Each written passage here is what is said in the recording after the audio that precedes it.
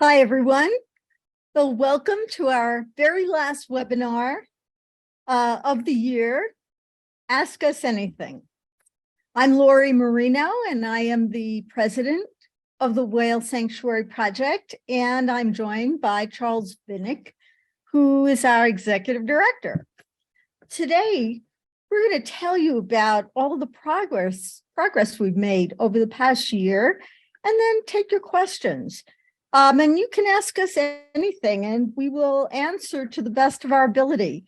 So we're going to start off with Charles giving us a real view of our progress at the sanctuary in Nova Scotia. Charles?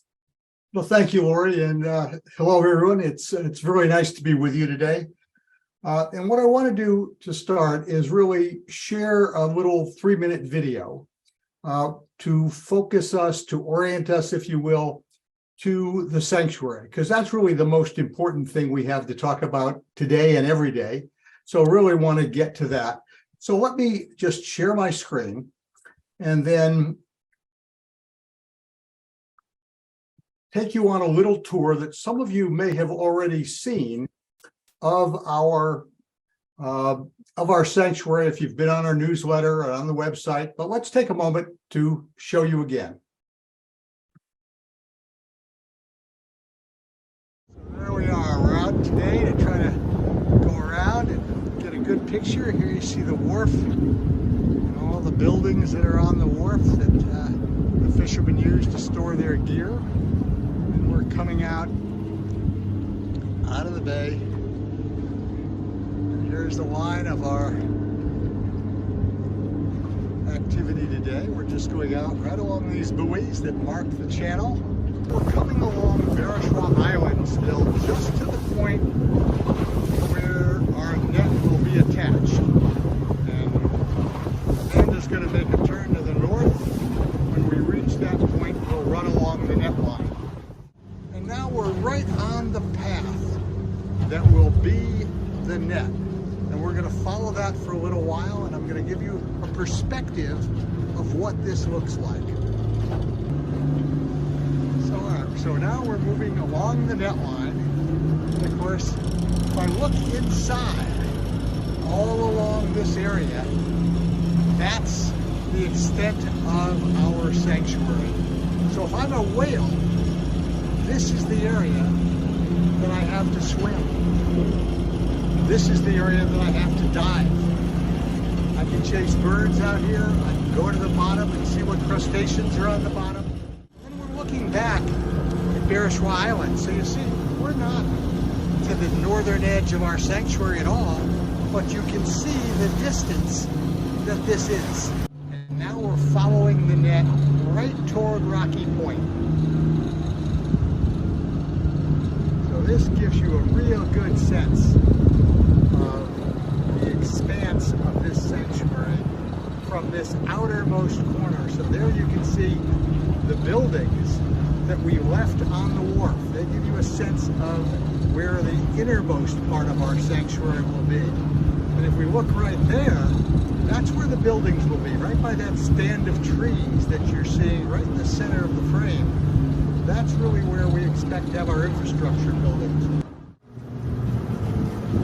As we head back to the wharf, I'm looking back at Rocky Point again along the shore, and pretty close to shore, but you still see what a big area this is. And now we're coming right into the wharf itself, which will be our base of operations. But before we do, I just want to pan back around to where our buildings will be. So there's that stand of trees I spoke about, and that's where our buildings are planned to be built. So we'll have probably 3 main buildings, one for the medical and veterinary side, one for our marine operations, and then we'll of course have administration, research, and our net loft. And there you get a really good view of the wharf, which is part of what makes this such a wonderful site. So with that, I mean, I've been there many times, of course, and look forward to when all of you can join us there as well.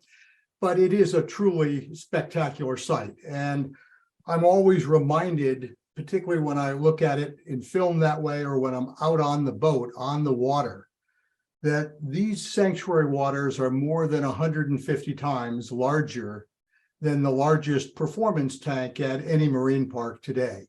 So it's a great site. It's one that today is cold and wintry if we were there, but certainly a site that we think will serve the whales very well. So just to give you a little sense of some of the accomplishments we've had this year, I tried to think of, what are my top three? So my top three are really that, first of all, we've received the offer of lease from the Department of Natural Resources and Renewables. That lease affords us a little over 200 acres of water space. So the 100 acres of the sanctuary that you've just seen us pointing out and me describing with a whole lot of background noise from the engine and the like and the wind, but you've seen me describing the 100 acres of water space that is enclosed by the net and will be the sanctuary. The lease comprises over 200 acres to give us room for the buffer zone between the net and the closest area that boats could come, about 100 meters off the net, as well as all of the area for the anchors to be deployed. So we've received and executed that offer of lease. And now there are lots of terms and conditions, all the permitting and the like still to come. But we have that offer of lease, and that's a major milestone. Mm-hmm. In addition, we've received the funds for purchasing all of the land, the 30 acres of land that you see where we pointed out the buildings and where we would have a tower structure to give our staff visibility throughout the whole sanctuary. We have the funds now in our escrow account to purchase all of that land. We won't execute the options we have for the land until we've actually completed all the permits, but the funds are in escrow to do so. And for my purposes, and I think for ours, that's a major accomplishment as well. And then most recently, we announced a commitment from the Wendy P. McCaw Foundation for $5 million towards the construction, the capital costs, if you will, towards the construction of the sanctuary buildings and all of the infrastructure. So when I think about what are the top three, what really says we're moving forward in every sense of the word, those three stand out to me as just the accomplishments for this year. Now, when we think about what's the work we've been focused on, and as many of you have seen on the website and heard us talk about, much of the work now has really been environmental research, environmental analyses required for permits. So it's not the sexiest work, it's not the most visual to describe, but it's critically important for all of our permitting. So a couple of examples. I think some of you have heard me talk about last April, we applied for a permit to take 18 core samples. So what's a core sample? Think of a water bottle, about 16 ounces of water. That's roughly the size of a core sample, and we wanted and needed to take core samples in 18 locations in the submerged soil, primarily around the area where the netting will be, and also in a few other spots. So we applied for a permit in April, and what I can say is this is an example of why this work takes so long. Because while we talked with the Department of Natural Resources every month about the status of that permit, they kept saying it was basically under review. And then in November, they alerted us to the fact that we needed what's called an archaeological resource impact assessment for them to issue the permit. So then we did that work, contracted for it and did that work. That report has been completed, been submitted to all the appropriate agencies, including the Department of Natural Resources. And as of yesterday, they advised us that they're reviewing all of that and will issue our permit for those 18 core samples as soon as possible. So clearly into next year. So from last April till January at a minimum, 9 months for a little permit. Now, I cite that not to complain or the like, simply to explain how complicated and time-consuming it is to do this work. So that's underway. In addition, we are now contracting for an environmental site assessment 3 to follow the site assessment 2 that we completed earlier this year, to do more review of all of the issues that could be related to the land side of our sanctuary. Certainly, we've already found that there are some heavy metals in the area. This is an old mining site. All of this has been known since the days before and when we selected the site, but you do have to go through the analysis. And everything we're told by our consultants and by the government is that no issues have yet been found that challenge our ability to go forward. There are mitigations we may need to do in certain areas where a specific building may be located and the like, but no issues that really challenge the process or the project going forward. And we'll go through each of these steps, step by step, on environmental analysis. Lastly, before I turn it back to Lori, I want to mention we have proceeded with all of the work necessary for First Nation consultation. So there have been numerous studies on site. There have been First Nation representatives on site checking to see and looking for prior settlement, anything that might exist that we should be careful in any way that we might disturb. So that work has all been completed. Some of it was very expensive, but what I'm told now is that the studies are complete. Therefore, the government can now engage with the First Nation, with the Mi'kmaq, for government to government consultation. We're not a part of that. We're the proponent requesting the project, but this enables that process to take place simultaneously as we complete all the environmental work. So really, this has been a year of on-site engagement, on-site review of everything needed to build the sanctuary. And with respect to the work we've done, we're making tremendous progress, and the funding we received launches us forward to do what we need moving into 2023. So I hope you're as excited about all of that as I am. I look forward to answering your questions about this and other things, but let me turn it back to Lori as well for a moment. Thank you, Lori.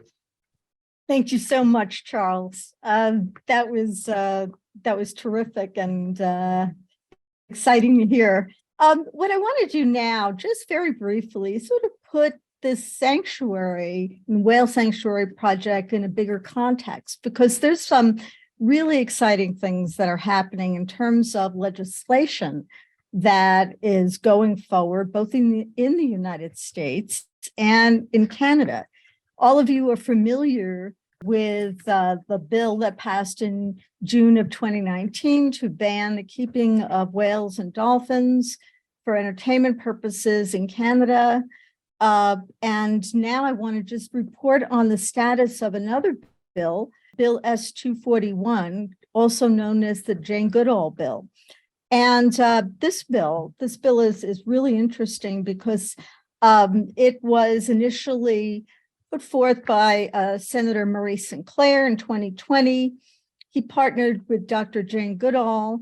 And then in March of this year, Senator Marty Klein, senator from Saskatchewan, reintroduced the bill with new and even stronger provisions. And this bill just has a lot of really sweeping protections for captive wild animals in Canada, and would do things like end elephant captivity in Canada, would give the Canadian government more power to crack down on keeping big cats in private homes. There's a lot of them. And it would even, it has a really special section that's near and dear to our hearts that would urge provincial seizure of Kiska, the orca, the lone orca at Marineland that you probably know about. So where is this bill? This bill is in second reading and it's being completed, and voting on it will return in the next year. It is already the most debated non-governmental bill at this stage in Canadian history and has 11 speeches in support. So what I want to note about this bill is the incredible support and promotion of the Whale Sanctuary Project and the notion of sanctuary that has been brought up by so many of the senators who have stepped forward to promote the bill. Senators like Marty Klein, Peter Harder, Senator Jane Cordy, and Senator Mary Jane McCollum, who's an Indigenous scholar. All of these people have mentioned the sanctuary, have mentioned Kiska, have mentioned the Whale Sanctuary Project in one way or the other in their speeches. And we're really grateful for the support and recognition. And we look forward to bringing their goals to fruition in Canada. So this is a very exciting bill that in the next following year, we're going to see some exciting things happen. On the state side, we have the SWIMS Act, the Strengthening Welfare in Marine Settings Act. And this is a new bill introduced in early August of 2022 by Adam Schiff, Dianne Feinstein, and others. And the SWIMS Act is really interesting because what it would do is amend the Marine Mammal Protection Act and the Animal Welfare Act. And it would prohibit the taking, importation, or exportation of orcas, beluga whales, pilot whales, and false killer whales for the purpose of public display in the United States. There would be obviously an exception for sanctuary. It would also amend the Animal Welfare Act and prohibit breeding of these whales for future public display. So it would be a very powerful bill. It has been endorsed by the Non-Human Rights Project, at the Animal Welfare Institute, Earth Island Institute, our Whale Sanctuary Project, and many other NGOs. And there are currently 36 co-sponsors in the House and 6 co-sponsors in the Senate. What's the status of this bill? Well, it has been referred to the House Natural Resources Committee, the House Agricultural Subcommittee on Livestock and Foreign Agriculture, and the Senate Commerce, Science, and Transportation Committee, and it will be reintroduced next session. So that just gives you an idea of some of the big picture cultural changes and sociological changes that are occurring in North America. Similar things are happening elsewhere in the world. We're grateful to be part of this movement, and some very exciting things are coming down the pipe. So thanks, and I'm happy to take any questions about these bills later on. I'll turn it back to Charles. Okay, so thank you, Lori. And one of the other things that I think people have asked about and I wanted to mention is we've been privileged to really be working with a group of people in Florida at the Miami Seaquarium to try to assist in the health and welfare of Tokitae, the whale that's also known as Lolita, that most of the trainers and ourselves call Toki. She's been at this Miami Seaquarium for more than 50 years. She's one of the 2 oldest whales in captivity, along with Corky at SeaWorld San Diego. Both were captured really in Toki's case in 1970.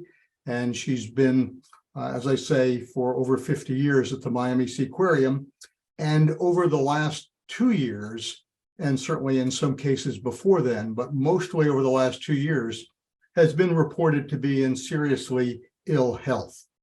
So starting more than really a year ago, we started an effort to see if we could help bring independent veterinarians in to evaluate the health of Toki and be transparent with the public about her health, because there and at many marine parks, little information is provided to the public about how well the animals are doing individually and collectively. So when the park changed hands, when a new owner came in March of this year, March of 2022, the Dolphin Company purchased Miami Seaquarium from Palace Entertainment. And the new owners, in conversation with us in advance of the purchase and upon purchase, agreed that we could recommend and bring independent veterinarians in to assess Tokitae's health.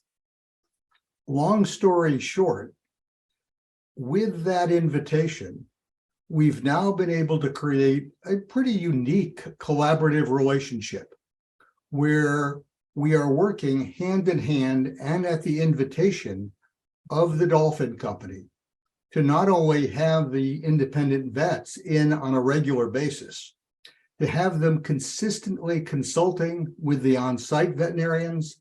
And we have now brought in our own staff, if you will, of animal care staff, ex-trainers and trainers to work with the training staff that's working with Tokitae on site. All of it designed to provide her with the highest quality of life we possibly can. So that has entailed bringing in new medication. What the vets learned is that she's had a chronic infection for certainly the last year and a half and maybe longer.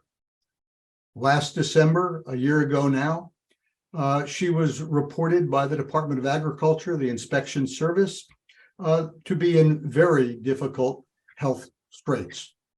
Since that time, we've had a number of up and down episodes with her health. Most recently, in the first week of October, her appetite declined considerably. She wasn't eating.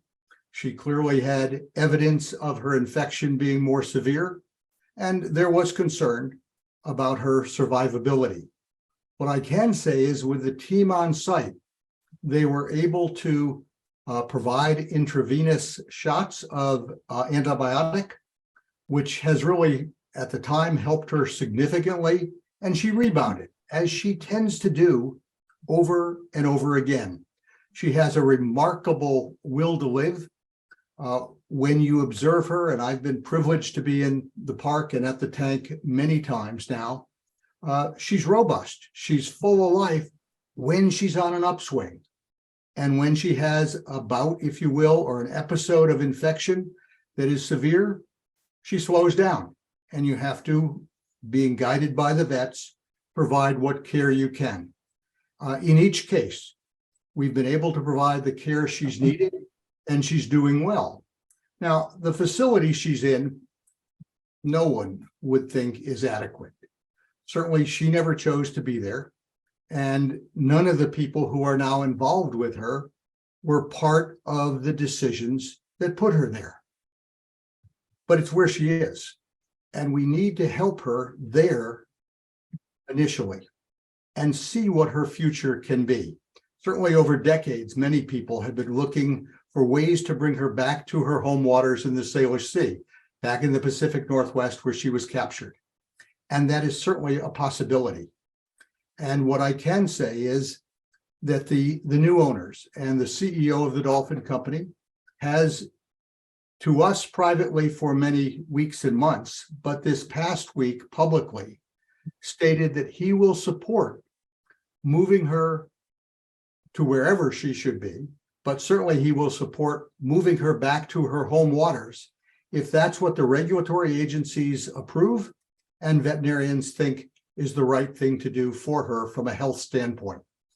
So we've been able to acquire specialized medication as an example of the extents that people are going to and we are going to for her. We acquired oral medication, not yet approved in the US for use, but we got special dispensation from the Food and Drug Administration and have received now even our second shipment of that medication, and she is on it today. We've taken her off it at certain points where the veterinarians have recommended that and put her back on it when the infection evidence is that she needs this level of antibiotic. Mhm. So today in my report, and I do get a report every day about her welfare, she's doing very well. She is responding well. She is on this antibiotic.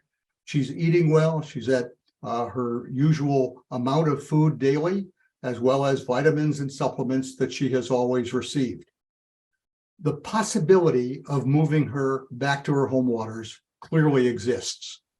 Now, it's not our decision. It's not something we even today have the authority to apply for, because she's, quote, in the custody of the Dolphin Company. And we are there at their invitation.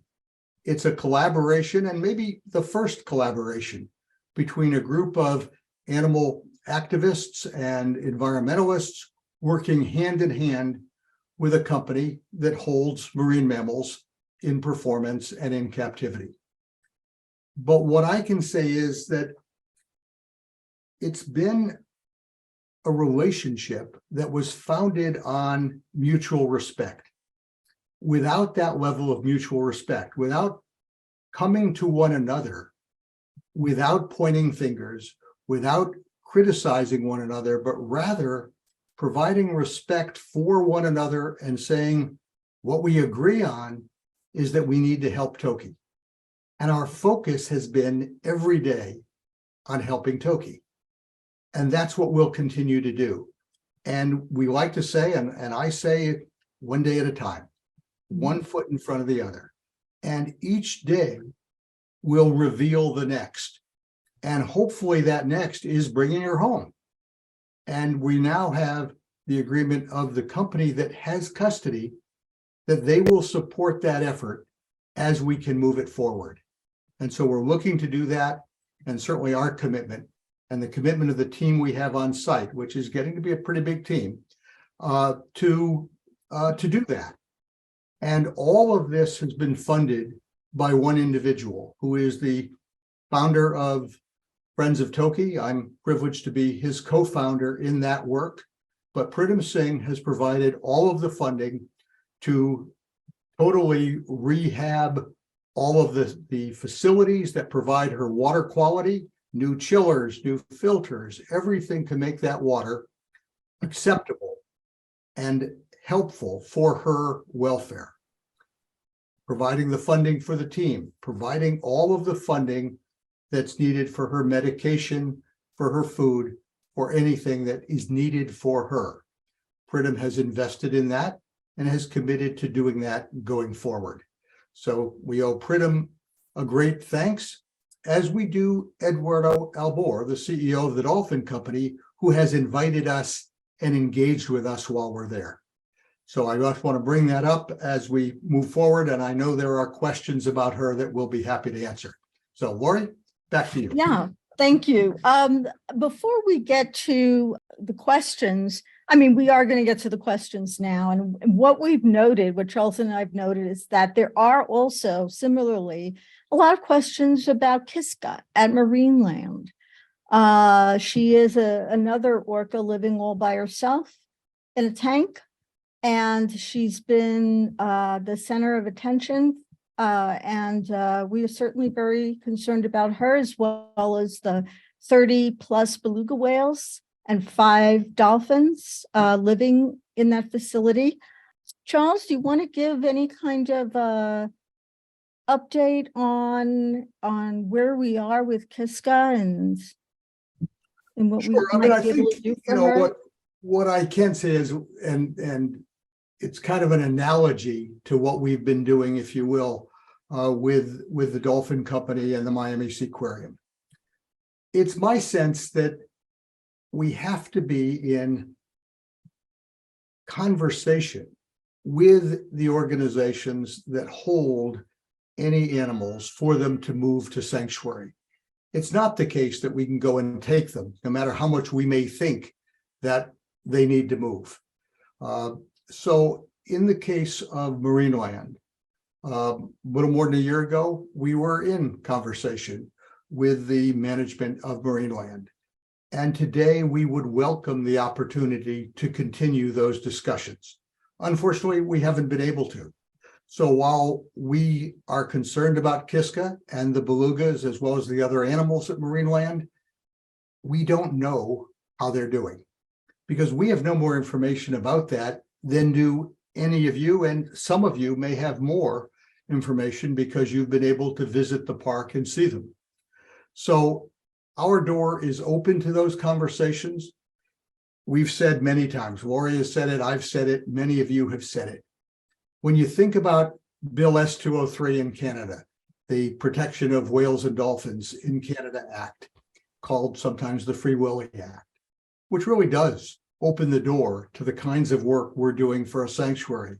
That act was tremendous from a global standpoint in terms of a country taking a position in legislation against keeping whales and dolphins in captivity. The arc of that narrative, if it could be, to move any of the belugas or Kiska from Marineland to our sanctuary in Nova Scotia would be, I think, a tremendous global story about how within one country, we're able to have an act like that, a bill, whales that are in need, move to a sanctuary within Nova Scotia. That will take cooperation and collaboration between Marineland and ourselves, and we welcome that opportunity, but we haven't had those kind of conversations in the last year. And while we see reports, as you do, of concerns about the belugas and about Kiska, we do not have any specific information about how well or not well she is doing today. Thank you. Thank you, Charles. And thanks for asking about Kiska. Why don't we start to go through some of your questions, and we'll get to as many as we can. Maybe starting with one by Amy, who asks, how many of each whales will be able to live at the sanctuary? And do you know what will happen to the other whales, or if there are any other sanctuaries they can go to? So that's a great question. So the Whale Sanctuary Project is creating a sanctuary site for approximately 8 beluga whales, 2 to 3 orcas in separate areas. Now, obviously, there are over 3,500 captive dolphins and whales and porpoises around the world who need sanctuary, and we cannot address all of that. But what we can do is show that sanctuaries for cetaceans are something that is a concept that we can do. It's a proof of concept. It says, look, we can do this for cetaceans. We did it for elephants, chimpanzees, big cats. No reason we can't do it for whales and dolphins. And so the Whale Sanctuary Project is part of that movement.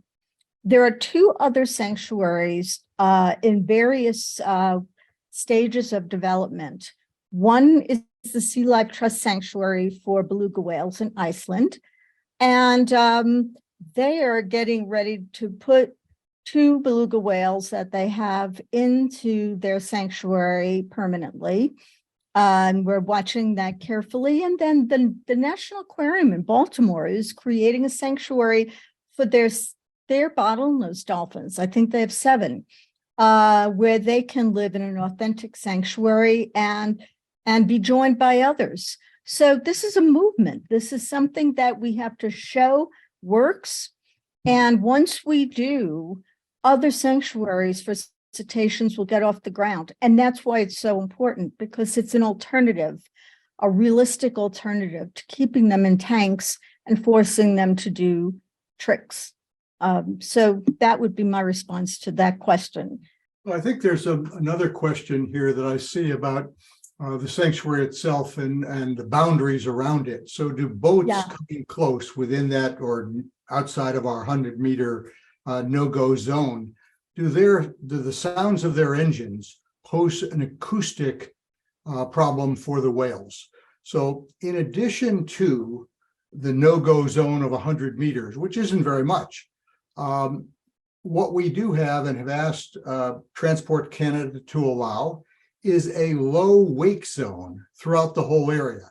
so that boats would be required to go at low speed and therefore have less of an acoustic signal that could be in some ways not necessarily harmful, but could be intrusive to the whales and the whales' welfare.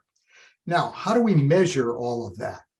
Well, what we've already done is had some acoustic analyses of the area.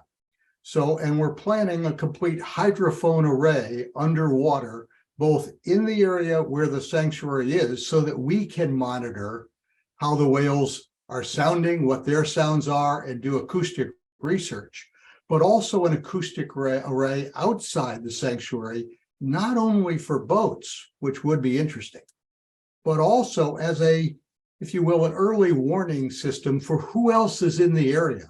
Are other marine mammals in the area that we should be aware of, and whose sounds the whales may be hearing? So all of that kind of technology, first of all, exists. And there are many people doing research like this. And this is an opportunity for not only monitoring what we need to with respect to the whales, but also doing research with those scientists and that equipment in the area.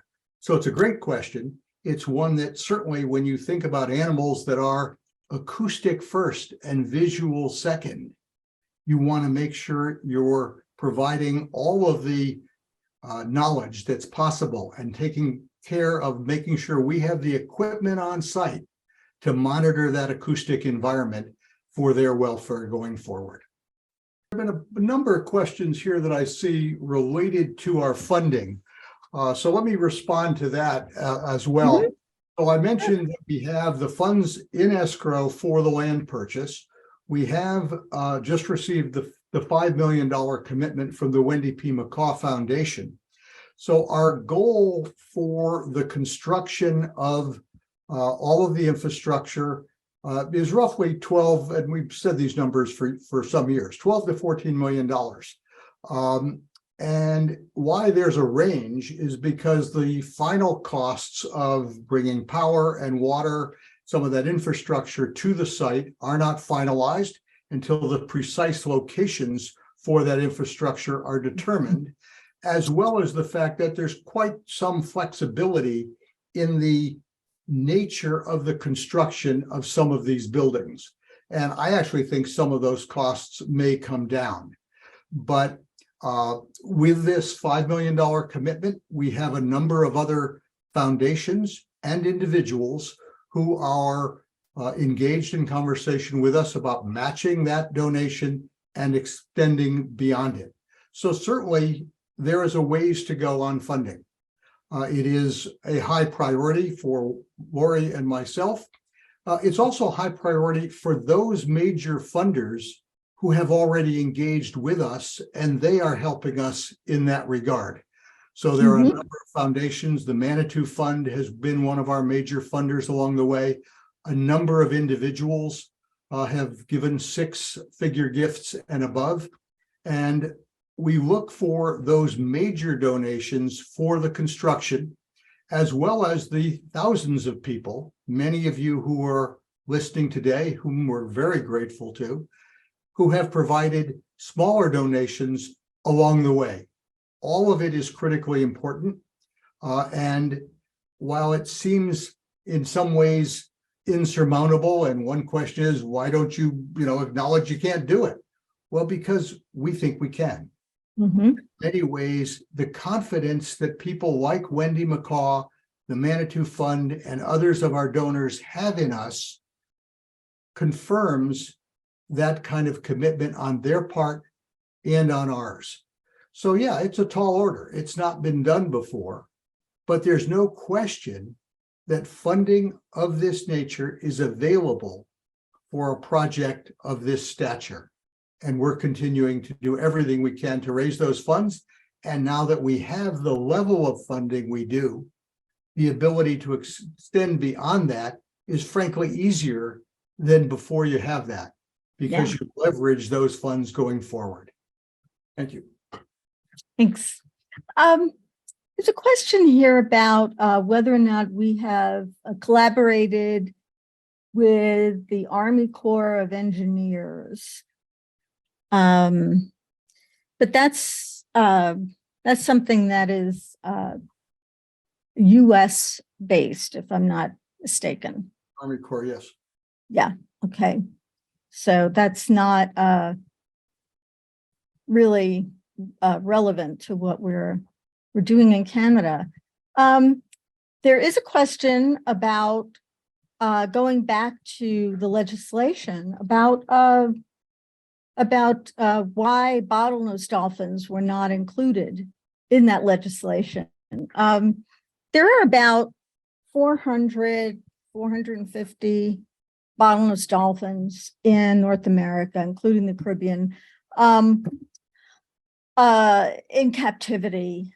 There are about 60 plus of orcas, belugas, pilot whales, etc.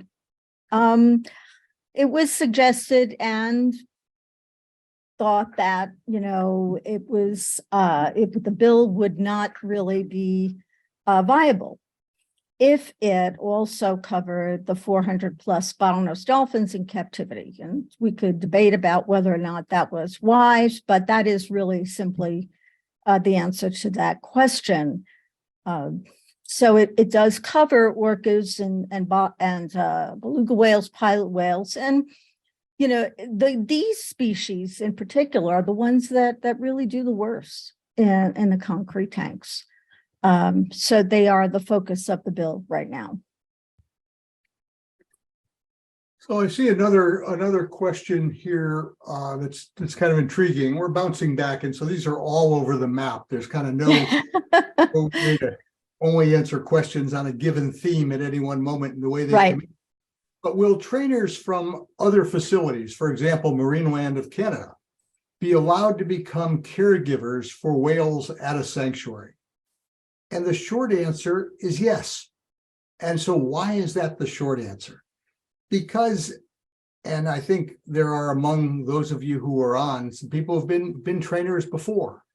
And I have not met a trainer at any facility who isn't in love with the animals under their care. So they have a level of expertise. They have certainly experience. They have commitment and care to the animals.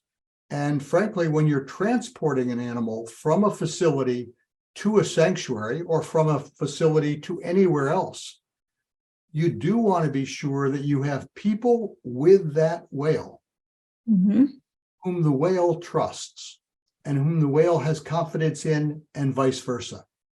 So certainly you want to have people who are familiar with an animal to continue to work with it. Now, is it absolutely imperative? No, it can be the case that you would have others who can gain trust with the animal and the like, and that will happen. You also will have people who don't fit, just like in any job. There may not be job fit between a given individual and the job we are looking to have done. So it's not the case that this would be an across-the-board requirement, but certainly where it's possible, you want to engage with the people who have worked with an animal the longest, who know it well, and who have developed the kind of trusted relationship with the animal, with the whale, that's important for the welfare of the whale. And everything we do should be whale focused, not people focused. We spend, and I got to tell you, I spend a lot of time dealing with people issues, but our focus has to be on the animal issues and what's best for a given animal. And sometimes that may well be having an individual who has worked with that animal the longest, knows it well, and who has developed that trust relationship to stay with the animal. And we would always look at those possibilities going forward. Thank you. I see a question here from Russell that he asks, how many separate areas do you plan to create within the 100 acres of sanctuary space? Charles, you want to take that? Only if you repeat it again while I'm not reading the other questions. Sure. This is from Russell, and he asks, how many separate areas do you plan to create within the 100 acres of the sanctuary?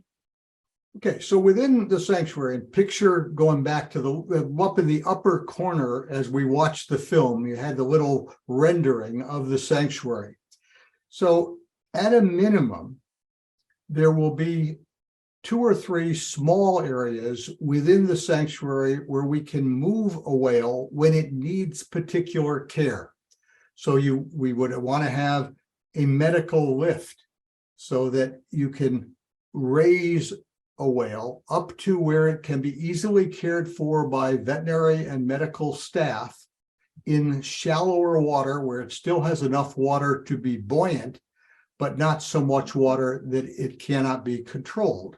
Because sometimes, and the example certainly is with Toki, when Toki needed basically shots of antibiotic into her tail flukes, she had to be controlled enough and in shallow enough water, which is why in her case we lowered the water in a given part of her pool so that she could be controlled. So you do that in a medical area, which would be a netted enclosure.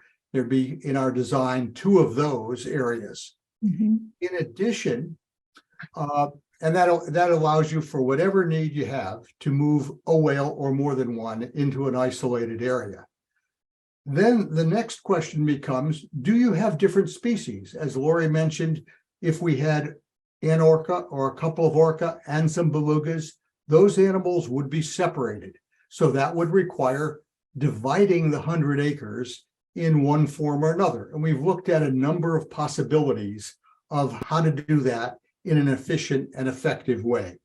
So the answer to the question is it depends on the animals that you have, whether you have a physical need by species or individuals to have separation areas, and then regardless of that, you have to have some separation areas to deal with an animal who may not get along with others or who may be going through a period of need to be isolated for one reason or another, and you develop those sanctuary separation areas to do so, including the potentiality for temporary separation areas as you need them by moving predetermined net locations into place.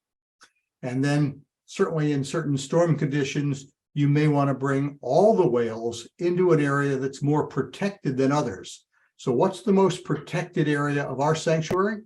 It's that area bounded by Bereshwa Island and where the buildings are and the current wharf.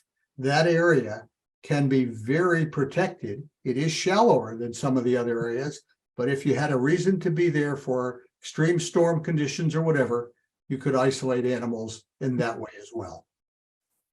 And we might want to mention something about storm conditions because we team members have been out there during the past 2 hurricanes.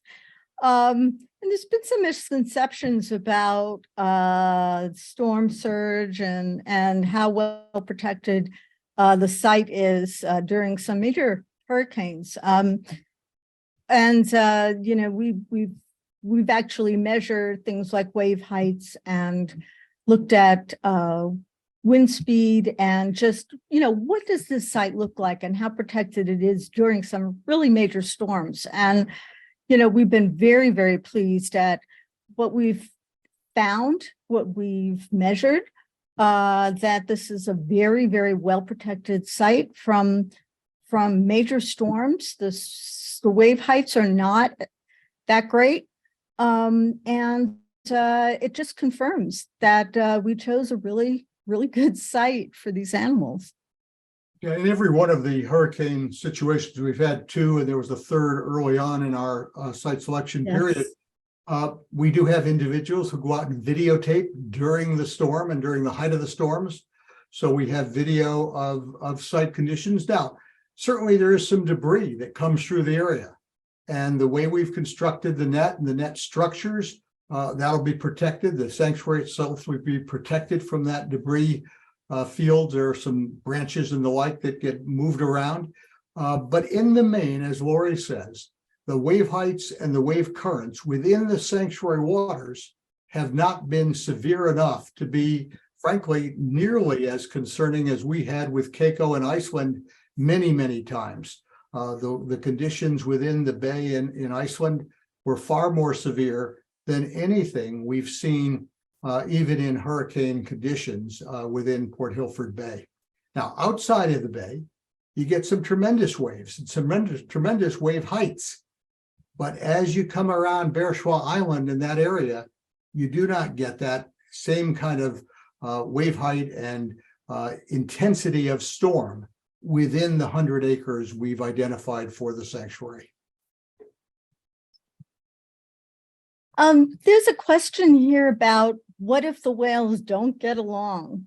And we're commonly asked that question. First of all, it's hard to answer that question specifically when we don't know who the individuals are who will be coming into the sanctuary. But once we know who they will be and what their personalities are like and their histories, then we'll be able to answer that question much more thoroughly. But in the main, obviously, with 100 acres of space, individuals who may not want to be with each other for one reason or another have enough space to disperse. And that's really important to keep aggression down. In tanks, there's nowhere to go. They're stuck with each other. And sometimes that aggression just goes really high. But we won't have that problem in the sanctuary because it is so large.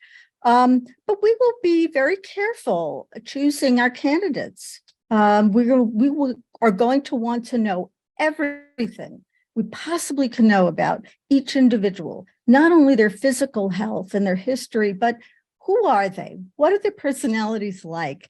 Maybe bring some in who have a good relationship with each other to begin with. So these are all fascinating questions that we'll be able to answer in more detail once we know who's coming into the sanctuary. So there are a couple of other questions coming in, a couple that relate to kind of the politics of Nova Scotia. And so let me respond a bit to that. Have we been in touch? One of the questions from Judith, have we been in touch with Tim Houston, the Premier of Nova Scotia, to expedite the building of the sanctuary? And while I've not had personal contact with Premier Houston, what I can say is we've talked with many of the ministers who make up his cabinet. And certainly those are ongoing discussions, aided in many ways by Senator Wilfred Moore, who retired senator, who was the initial author of the S203 bill, and who is a resident of Nova Scotia, and who has really helped us be introduced to many of the ministers and the like. And it's interesting. I'm, obviously from the US, and what I find in Nova Scotia is that most of these leaders are very approachable. And there is an opportunity to get to sit down with them and discuss this project. They do find it fascinating. For some, it is a priority. For others, they're just learning about it and have not really ever heard of anything like this. But in the main, they see this as a tremendous asset for Nova Scotia, as well as for all of Canada. And that's evidenced by the people Lori quoted earlier and mentioned who are standing up in Parliament in Ottawa and tend to mention this project as one that is near and dear to their hearts. So I think it is important for those of you in Canada and us to continue to bring this project to the attention of political leadership and community leadership, because it is a project that can be a model for not only Nova Scotia and Canada, but for the world. And so in that sense, gaining their engagement, gaining their involvement, even more than we've been able to do, would be tremendous. And many of you as Canadians have the ability to reach out to them that's even stronger than ours. So we welcome that kind of engagement. We welcome your assistance in that. And frankly, we look forward to more and more of those conversations.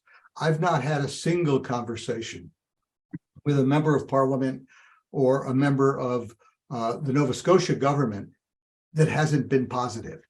And so we look to continue those and welcome your engagement with it.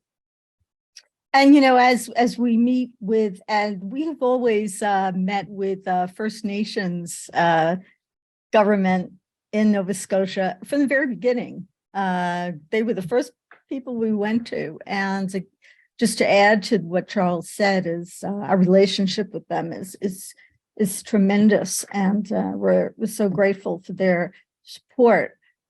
There's a couple of questions that have to do with, you know, how do you bring a whale to a sanctuary? There was one question about, well, if Kiska were available tomorrow, what would you do? And so I'll just mention something and then I'll let Charles take it, because there is this misconception perhaps that, you know, once an animal becomes available, then we just take them out of the tank and put them in the sanctuary the next day. And it's a much longer process of conditioning the individual whale to be comfortable with the transport procedure. There's a whole protocol that we have a team who has worked out. And so it will take time for any individual whale who becomes available in the next 5 minutes to come to sanctuary. And so we need that time in order to prepare whales so that they can do so in a way that's the least stressful and the safest for them. Yeah, and of course, that question just opens the door to a number of related issues. But with respect to Kiska, and back to the specificity of the question, if she were available and Marineland were interested in moving her today, and our sanctuary was not ready, two things would happen. One, we would do everything possible to make a facility, however close, however much of our sanctuary was needed, to be able to accept her. We do that unconditionally as quickly as we could. Mm-hmm. But if we couldn't do it, we would also work in every way to find and help where she could go. Because again, the focus is always on the animal. Mm-hmm. If we're not ready for whatever reason it is, we'll try to help in every way to make sure she has and finds the appropriate home. So I think that's just part and parcel of what we all do. And we would do that for her. Now, that raises, and Lori alluded to some of the questions, and there are a bunch of questions on the list that relate to Toki and how you could move Toki to the Pacific Northwest and how quickly could you do that. And that's some of the same issues. She today isn't ready to be moved anywhere this afternoon. Mm-hmm. Interestingly enough, she has never been in what's called a stretcher, which is a sling, if you will, suspended from two poles with holes for her flukes and the like, that allows her to be moved safely and the like. She's never been in one. So she would be afraid of being moved into such a structure. Now, you could do it forcibly. That's been done. But you never want to do that because of the stress that it adds to the animal and to the transport. So initially, among the things that would be done is training her to be comfortable in a sling, in a stretcher, where she swims into it of her own accord and rests there and is comfortable and has practiced many of the procedures that go into whale transport. All of that is part and parcel of the protocols that Lori has mentioned that have already been developed. We started developing those protocols with the Lummi First Nation in the Pacific Northwest 3 years ago because of their interest in moving Toki, who they consider to be Scully Shaktana, a relative of theirs who lives beneath the waves.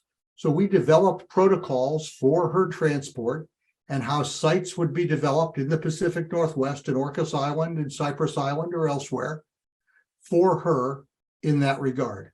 So those protocols exist. They would have to be revised now with our current knowledge of her, but certainly are plausible and the like. Now, who makes the decision for moving Toki or any other whale? Initially, it has to be a decision of the people who have custody of her, and then government agencies that have to approve both the transport and approve the location to which she's going. So that involves the National Marine Fisheries Service on the transport side.